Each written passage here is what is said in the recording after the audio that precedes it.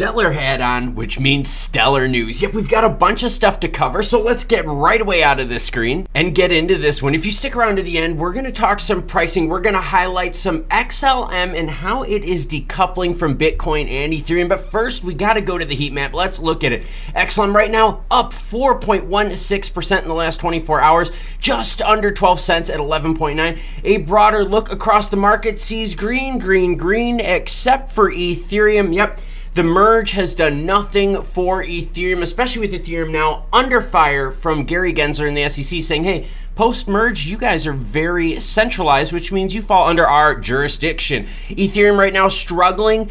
1308, everyone, down 3% in the last 24 hours. But now we're going to talk stellar-centric news. All right, so let's get organic with the juice here. And let's first go to network stats. Let's zoom in over this last year. And you can see, yep, record-breaking transactions for the time periods. If we zoom in a little bit further on the 3-month, you can see we are still on an uptick trajectory right here with processed operations happening on the chain. Now, a deeper dive into that showed that the majority of the action, right, where this movement is coming from, this excitement, this building, is coming from trades on the Stellar network. And remember, all trades are fueled by what everyone, a utility token that we all love called XLM or the Lumen. All right, but now we're gonna move on to accounts, and I'm excited to talk about the price decoupling stuff later, so stick around for that.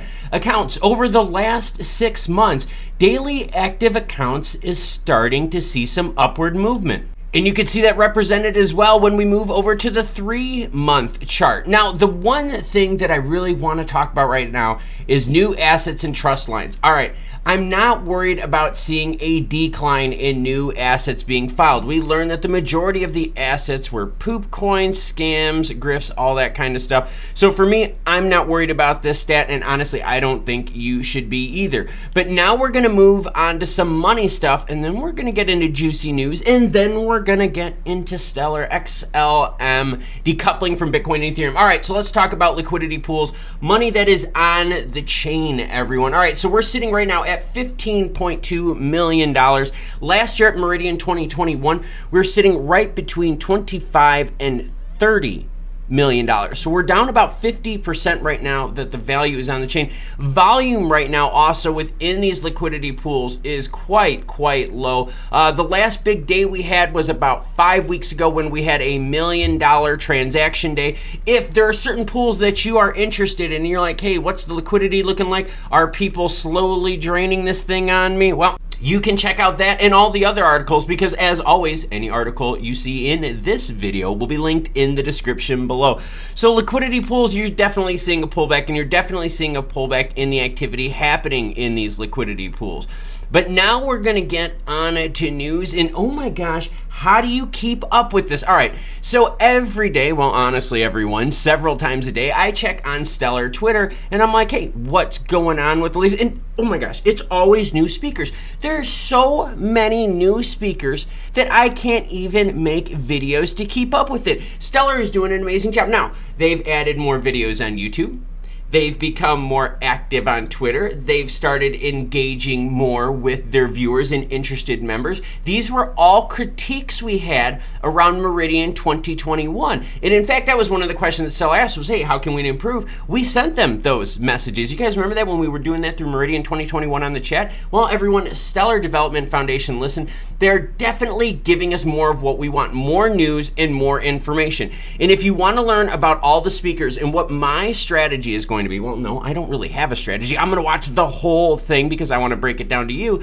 But if you don't have time to watch the whole thing, here's what you could do strategy-wise. All right, so I've got the list of speakers up on the screen, and it just keeps going on and on and on. And no, this isn't trickery with editing. Nope, this is still their list of speakers. Oh, I'm still going, everyone. Exciting, isn't this stuff? And you're like, oh my God, Klaus, can you stop scrolling? No, now I can stop because we're finally at the bottom of the list of speakers. So here's what I would say.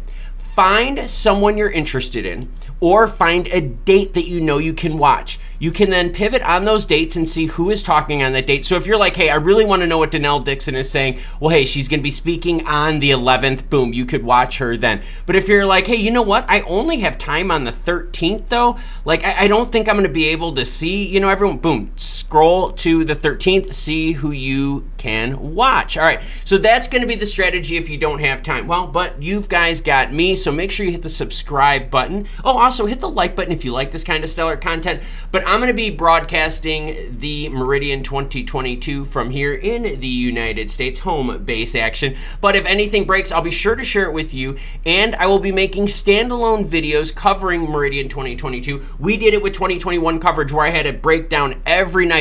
Live streams, everyone. Hit me up in the comments. You guys want to do live streams, do recaps every night? How awesome would that be? Let me know if that's something you'd be interested in. So yeah, check out all the speakers. They're going to have a full schedule up here soon, which is going to let you know what the daily events are of Meridian 2022. Now, if you stuck around till here, you want juicy price talk. And if you want the juicy price talk, we have to talk specifically about the decoupling of XLM from Bitcoin and Ethereum. All right, so now let's look at this. So we had this spike right here. This was when Jerome Powell and the Fed did their announcement.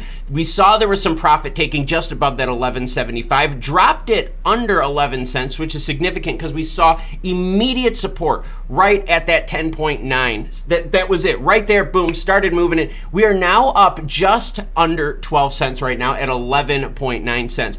But what you could see is that if we add Bitcoin, and let's do that right now, let's add Bitcoin, and we're going to put them in baby blue. If you add Bitcoin, and let's do another comparison here, because remember, Bitcoin and Ethereum move the market. We all have to agree with that. And let's put Ethereum as brown. Why are we going to put them as brown? Well, because recently they just transitioned from proof of work to proof of stake, piece of shit, and poopy is brown. All right, so we've got Bitcoin, Ethereum. So now let's do this. Watch what happens here when you see what happens with the Fed. When the Fed started talking, you could see that Bitcoin and Ethereum were down while Stellar Lumens XLM went up. Some definite decoupling. Now let's just zoom out a little bit here. And you could see that recently Ethereum has had the merge action, all right? That's in the 3-month range. We zoom to the 1 and you could see this is where the decoupling has happened. Ever since the Ethereum merge was completed, we have seen now the excitement from Ethereum go away. I think there were a lot of people out there who were like, oh, it's gonna moon when the merge happens. No, the pricing was built in ahead of time because it's buy the rumor, sell the news with crypto. But you could see it here on the screen. You've got Bitcoin and Ethereum, right? Down respectively 10.3% and 19.54% over the last month, while XLM is up 8.79%, decoupling from Bitcoin and Ethereum. Now, granted, Bitcoin and Ethereum do still pull the market up and down, right? If Bitcoin crashes, it usually pulls the market down with it. But look, Jerome Powell and the Fed, and you could see it right here, this last segment on the screen. You could see it right here with Jerome Powell and the Fed.